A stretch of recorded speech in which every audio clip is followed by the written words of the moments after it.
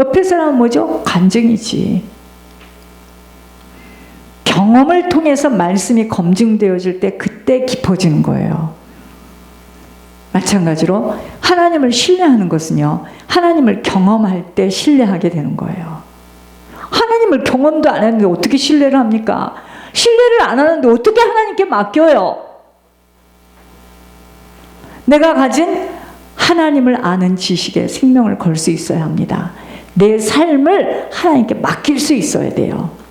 그때 내가 하나님을 아는 지식이 참 지식이 되는 거예요. 근데 성경 공부는 많이 하고 뭐는 많이 알았고 뭔 책 뭐 독서 클럽이 있어서 거기 줌에 들어가서 무슨 책을 읽어야 되고 막 그 교회에다가도 이거 한번 읽게 해봐. 여러분, 그런데 돌아서면 두려워. 삶을 두렵게 하는 지식, 생명을 걸 수 없는 지식은 참 지식이 아니에요. 나는 이것을, 내가 영문과 나왔잖아, 내가 영어 선생이었잖아, 그래서 나는 신문도 미국 신문만 봐.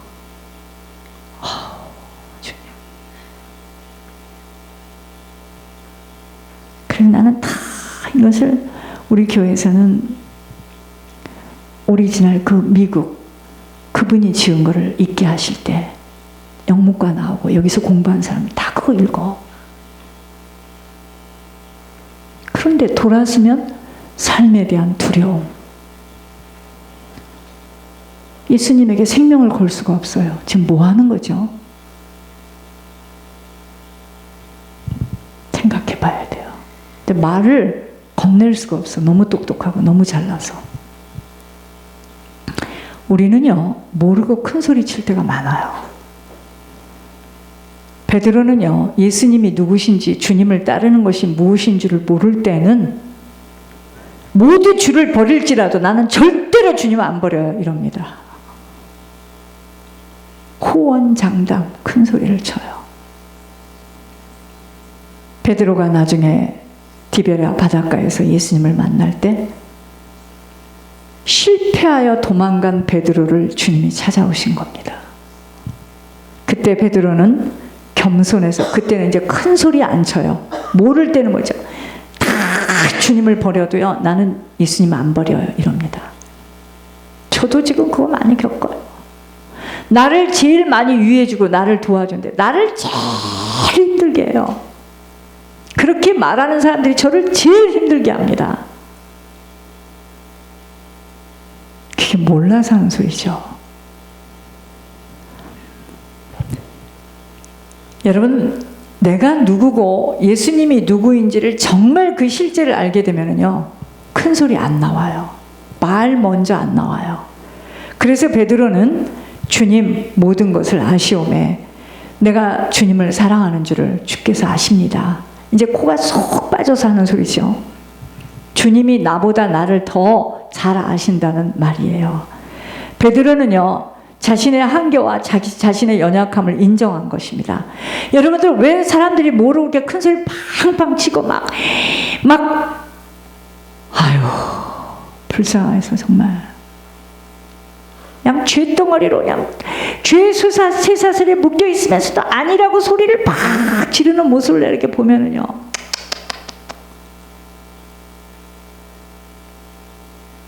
지금 죽으면 지옥 갈 텐데. 여러분, 자신의 한계와 연약함을 인정하지 못하기 때문이에요. 여러분과 나와의 틀린 점이 뭔지 아십니까? 저는 아무것도 할 수 있는 능력이 없어요. 진짜 그렇습니다. 네, 한 가지 잘하는 건 있어요. 요즘에 오토밀에다가 2% 밀크 넣어서 만드는 거. 근데 그건 확실히 장모님보다 더 잘해. 여러분, 내 한계와 연약함이 너무, 나는 아무것도 할 수 없고 너무 뭐를 모르기 때문에 나는 주님이 아니면 갈 수도 없고 나는 천국. 여러분, 주님을 알면 알수록 우리는 우리의 한계를 인정하는데 자기 한계가 아직 안 오면 소리가 막 높아지는 거예요. 겸손해질 수밖에 없음은 주님을 지금 지식적으로 안 거예요. 그럼 막 떠벌리게 됩니다. 주님을 이렇게 알고 있다라고? 왜? 주님을 내가 잘 알고 있다라고 생각하는 거예요. 그렇지만 실제로 만나서 진짜 주님을 경험하고 체험해서 알게 되어지면 입이 다물어져요. 두렵고 떨린 마음으로 주님 앞에 서게 되어집니다. 베드로는요, 시행착오를 통해 뼈아픈 경험을 한 후에 이제야 주님을 제대로 알게 된 거예요. 그러므로 하나님을 구체적으로 실제적인 만나는 건 어떻게 만나요? 고난을 통해서만 만납니다. 고난을 통해서만 만나요. 욥은 고난을 통해서 하나님을 경험했습니다. 고난 이후에 그의 고백 속에서 확인되어져요. 뭐라 그랬죠? 내가 이제야 귀로만 듣던 주님을 눈으로 확인했습니다. 이럽니다. 고난은요, 머리로 이해하는 게 아니에요. 삶으로 겪는, 내 영혼과 온몸으로 겪는 것이에요. 그래서 하나님 참 얄궂으신 것 같지만 하나님을 알게 하는 방법이 하나님이 고난이에요. 우리에게 고난을 통해서 주님을 압니다. 그런데 내가 몇 년을 이렇게 하고 살아. 나는 죽을 것 같아. 그 사람은요, 아직 갈 길이 굉장히 멉니다. 소리가 났다는 이야기는 아직도 지금 안 죽었다는 얘기예요. 죽고 나면 할 말이 없습니다. 하나님을, 사람들에게 하나님을 알게 하는 방법이 뭐라고요? 고난이에요. 고난. 고난. 고난. 욥은 하나님을 알았어요. 지식적으로 알았던 자입니다. 동방의 의인이라고 했어요. 하나님을 잘 섬기는 자였습니다. 그런데 고난의 긴 여정을 통과하면서 하나님을 새롭게 알았고 깊이 경험하게 된 것입니다. 하나님은요, 욥이 경험한 고난의 딱 그 중심에 하나님이 계셨어요. 그런데 욥은 처음에는 그것을 알지 못해서 고난의 여정 속에 하나님이 계신다는 걸 몰랐어요. 여러분들은 목회자한테 어려움 겪고 문제와 사건을 만나면 하나님이 나를 버린 것 같지 않죠? 아이고. 그래서 욥은 힘들었어요. 고통의 이유를 모르니까 고통이 크게 느껴진 거예요. 그러니까 하나님, 나는 이렇게 예배를 드렸고 이렇게 하나님 앞에 헌신했는데 왜 이러십니까? 처음에는 뭘로 접근했다고요? 지식으로. 그러니까 욥은 헤매일 수밖에 없는 거죠. 욥이 형통했을 때는 알 수 없는 세계가 있었던 것이에요. 우리가 하나님을 알기 위해 어쩔 수 없이 대가를 지불해야 할 때가 있습니다. 이것이 바로 우리의 한계예요.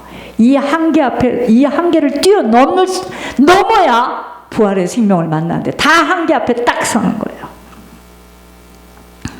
때로는 길고 긴 고통의 시간을 경험해야 합니다.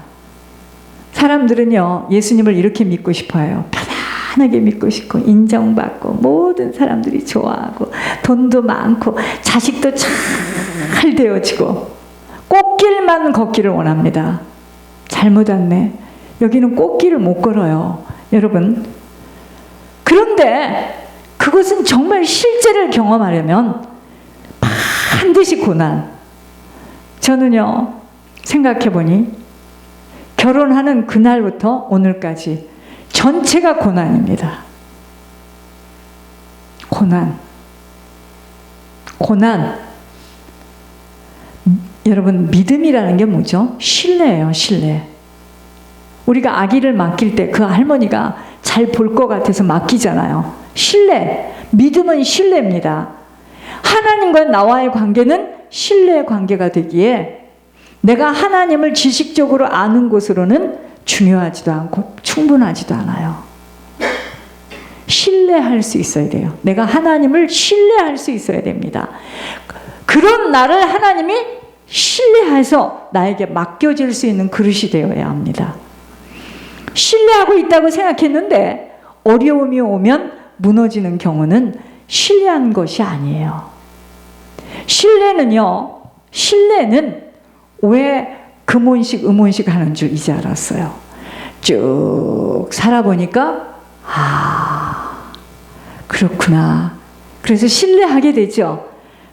저 사람이 참 애도 많이 먹였지만 참 정말 저 사람을 주신 하나님 너무 감사합니다. 신뢰하게 되잖아요. 그죠? 왜 그러죠?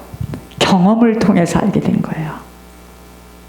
그러므로 우리가 정말 하나님을 아는 이 지식이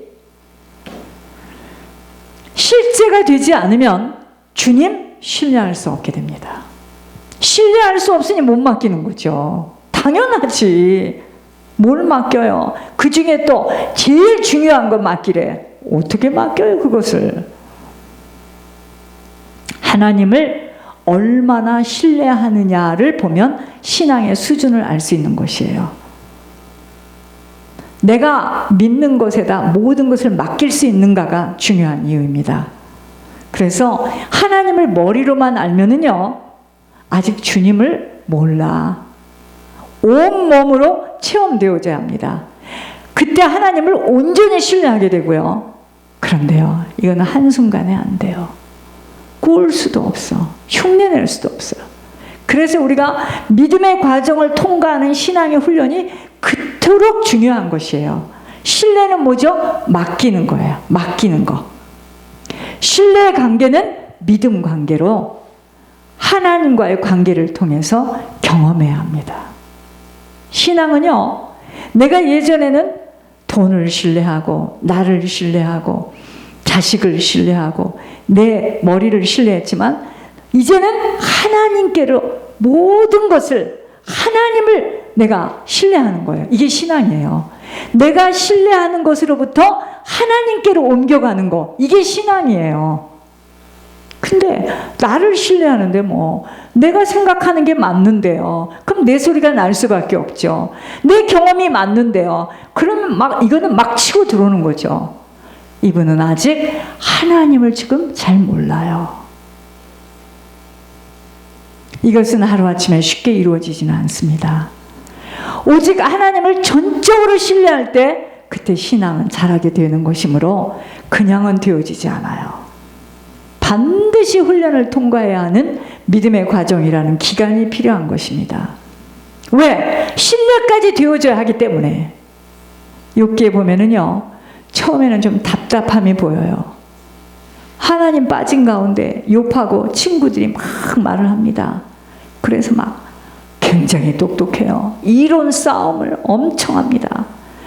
자기의 추측과 자기가 가지고 있는 궤변을 막 늘어놓아요. 전혀 욥에게 도움이 되지 않습니다. 근데 욥이요, 고통의 시간을 보내는데도 하나님께서는 나타나지 않으세요. 마치 욥을 버린 것 같아. 욥을 내버려 두시는 듯 합니다. 하나님은요, 내가 이걸 받으면서 송문 선생님 생각이 많이 났습니다. 하나님께서는 무심하시는 듯 나타나지 않으실 때가 있어요. 우리가 힘든 시간을 보내는데도 하나님을 만날 수 없을 때가 있어요. 마치 나를 버린 것과 같고, 이때 우리는 어떻게 하죠? 막 탄식을 하고 절규를 합니다. 하나님, 한 번만 만나주세요. 한 번만 나 좀 위로해 주세요. 하나님께서는 마침내 나타나시는데 늦게 등장하시는 것 같지만 정확한 때에 찾아오시는 것입니다. 그게 하나님의 때입니다. 고통의 시간이 길게 느껴지지만 그것은 내 관점이고, 아버지는 아버지 때에 나타나시는 것이에요. 우리 이런 말 하죠. 하나님, 왜 이때? 그때 돈 좀 있을 때, 그때 뭐 좀 있을 때, 그때 좀 하시지. 이런 말 많이 하죠. 착각들 하지 마세요. 아버지 때가 있어요. 아버지 때. 그때 돈 좀 있을 때, 그때 어쩌고 저쩌고 있을 때, 아이고 여기 못 앉아 있습니다. 욥이요, 온갖 고통을 다 겪은 후에 하나님께서는 욥에게 오신 것입니다. 이토록 하나님을 아는 것은 그렇게 단순하게 쉽게 몇 번 성경 공부하고 성경 몇독해서 알 수 있는 것이 아니에요. 여러분, 인생의 많은 것을 겪게 하는 그 레슨 받게 한 것이 뭐죠? 하나님을 알게 하시려고 엄청난 레슨을 받았죠. 하나님을 알 수 있는 것은 책 속에서가 아니에요. 삶의 고난의 과정을 통해 알 수 있는 분이십니다. 여러분, 이상하죠? 쉽게 배우는 것은 쉽게 잊어버려요. 그런데 고난을 통해서 배우는 것은요, 뼈에 사무칩니다. 야곱은요, 여러분 알죠? 야복강나루에서 그 위기 속에서 하나님하고 붙었습니다. 야곱은 그동안에 하나님을 알았다고 하지만 허벅지 관절에 있는 둔부의 심줄이 끊어진 후에야 야곱은 하나님을 깊게 만납니다. 이스라엘로 살아가는 거야, 그때부터는. 이후로 야곱이 아닌 이스라엘로 살아가는 축복을 얻은 것입니다. 아마 환도뼈 둔부가 심줄이 떨어졌으니 쩔뚝거리고 다녔겠죠. 그렇지만 자기가 하나님을 어떻게 만났는가를 생각하며 잊을 수 없겠죠. 저도 그래요. 저도 지나온 일들, 남에 비하면 어쩔지 모르겠지만 잊지 말자. 정말 어떻게 왔느냐. 잊지 말자. 내 인생을 송두리째 앞만 보고 달려왔는데 잊지 말자. 여기서 만약에 내가 쉽게 가는 길로 또 우유부단하게 행동을 한다면 난 아마 아주 비참한 구원을 받게 될 것이다. 여러분, 큰 고난을 겪은 사람은요, 사망의 음침한 골짜기라는 표현을 그냥 지나칠 수 없어요. 그래서 다윗은요, 아니 장인이 죽이려고 동굴 속으로 사막을 다니며 숱한 고난을 겪을 때 고통을 통해서 하나님을 경험한 것입니다. 딱 왕자리에 있을 때 하나님을 경험한 게 아니에요. 이스라엘 백성들 역시 광야 40년 동안 정말 그 광야 40년을 통과하면서 하나님을 배워가게 된 거예요. 여러분, 이토록 고난이라는 것은 내 인생을 아주 간단하게, 명료하게, 깨끗하게 만들어요. 여러 가지 가지 다 자릅니다. 복잡한 것들 다 정리시켜요. 그게 고난이 나를 그렇게 만들어요. 고난이. 삶의 군더더기를 모두 쳐줘요. 가지를 쳐줍니다. 하나님만을 집중하게 돼요. 자, 보세요. 여러분, 그전에 어떻게 하죠, 여러분들? 가서 자식도 가서 봐줘야 되고, 빨래도 해줘야 되고, 가서 밥도 해줘야 되고, 어린 것들 도와줘야 되고, 딸네 집도 가야 되고, 하여튼 복잡스러워. 그쵸? 근데 하나님 뭐라 하시죠? 왜 너는 이렇게 여러 가지를 하려고 하냐? 한 가지만 해라, 한 가지. 나에게만 집중해. 그러면 네 딸, 네 아들, 네 손자, 손녀 내가 알아서 할게. 고난은 우리의 삶을 간단명료하게 만들어요.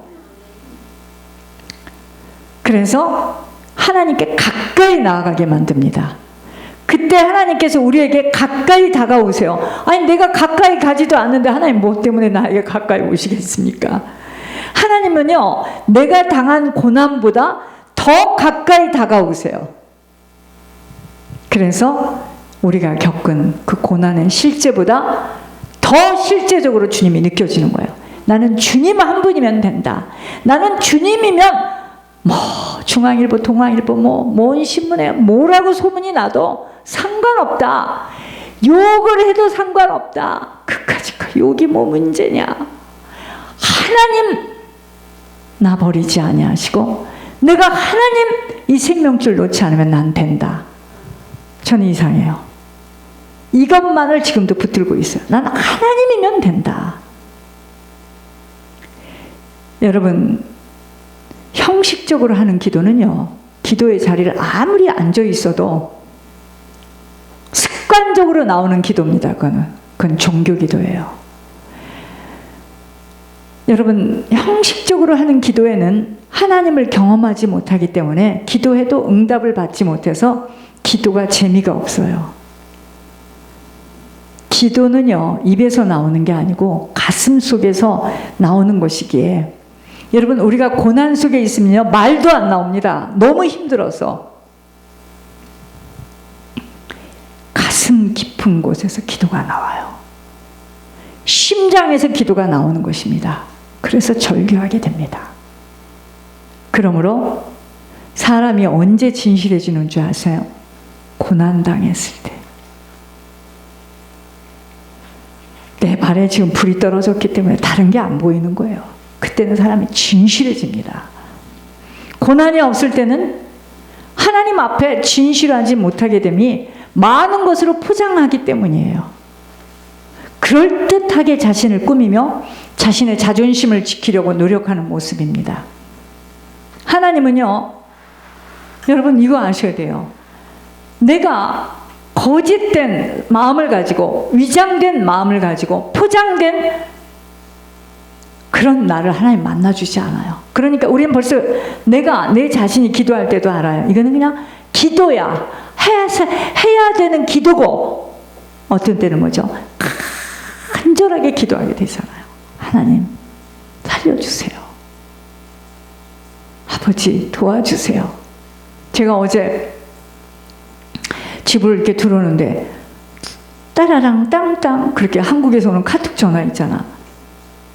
그 기관사야. 아, 얘가 왜 이 시간에 전화를 하나.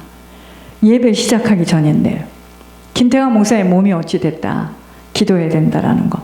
내가 그 이야기를 딱 듣고 오면서요, 하나님께 기도를 하는데 눈물이 나더라고. 가엾고 불쌍하고. 빨리 들어와서 하나님께 기도했습니다. 하나님, 지금 예배 1시간 전인데 저렇게 몸이 아파서